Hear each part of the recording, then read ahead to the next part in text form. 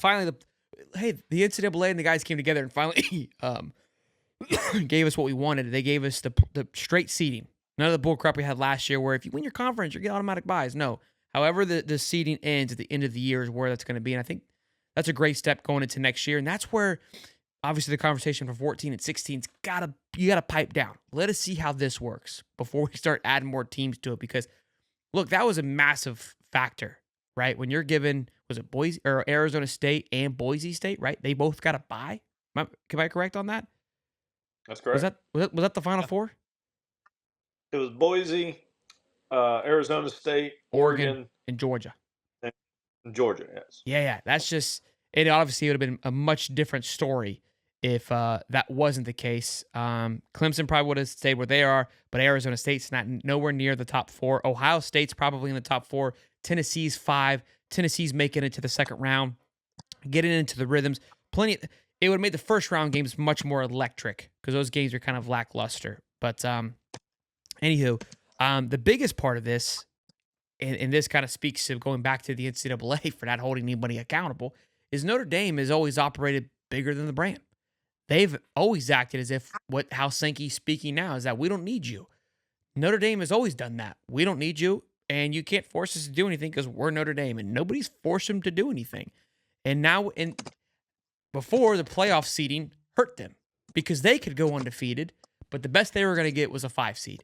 And to me, it's like, look, well, you're missing out on a major game. That's fine with me. Now it's back into their hands because they don't get to play.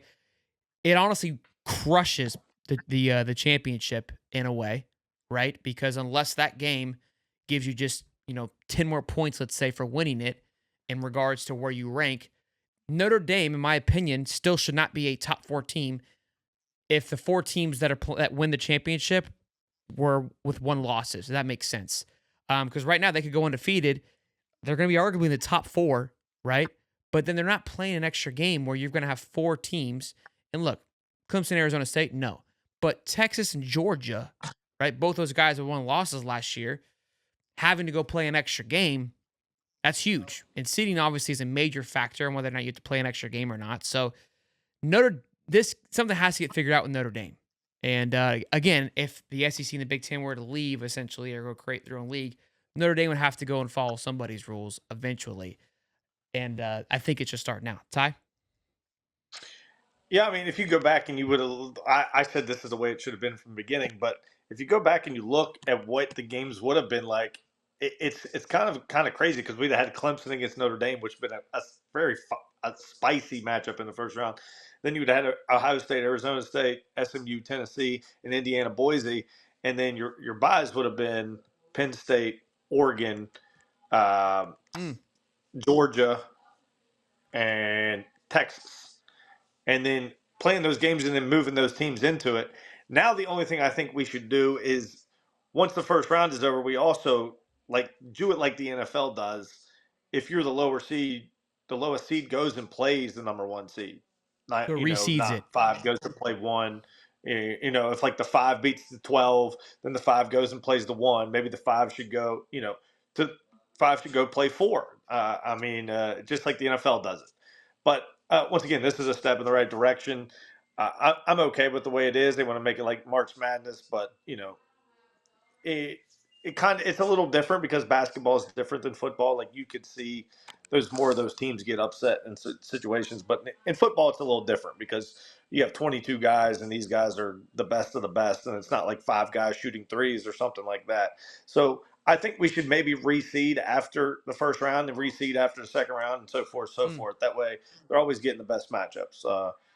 But I like it. The only thing that I want to say is, once again, who reaps the benefits? The Notre Dame Fighting Irish. I don't know how they continue to do it, but they squeak away 1 year, and then 1 year they don't have to join a conference again because they are already eligible for a bye.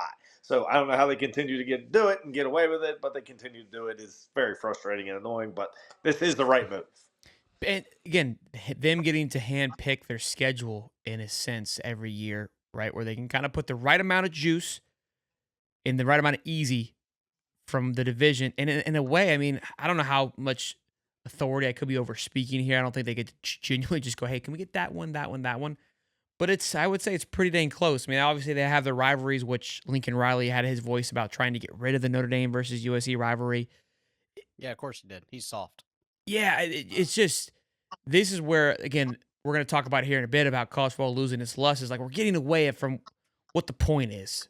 The point about it is it's about tradition. It's about history. You don't get away from that just so you can make your schedule a little bit easier. If you can't get past Notre Dame, right, and you go 9-3 and you miss playoffs, sorry about it, bud. You knew that when you got to USC, right? This is kind of one of those things like people hated when they were at the Publix, couldn't have a beard. You knew that when you applied for the job. Okay? You can't go in and say, hey, I don't want to do this anymore. You shouldn't have started here, big guy. This is what we've been doing for 100 years. Now they've changed the rule now, so who am I? But yeah. Cody? Yeah, well, we got a new English-speaking pope, so it doesn't really matter. Notre Dame's gonna continue doing what they want because that guy is a sports fan. Okay, he's gonna set their schedule. All right, and y'all are gonna just be okay with it.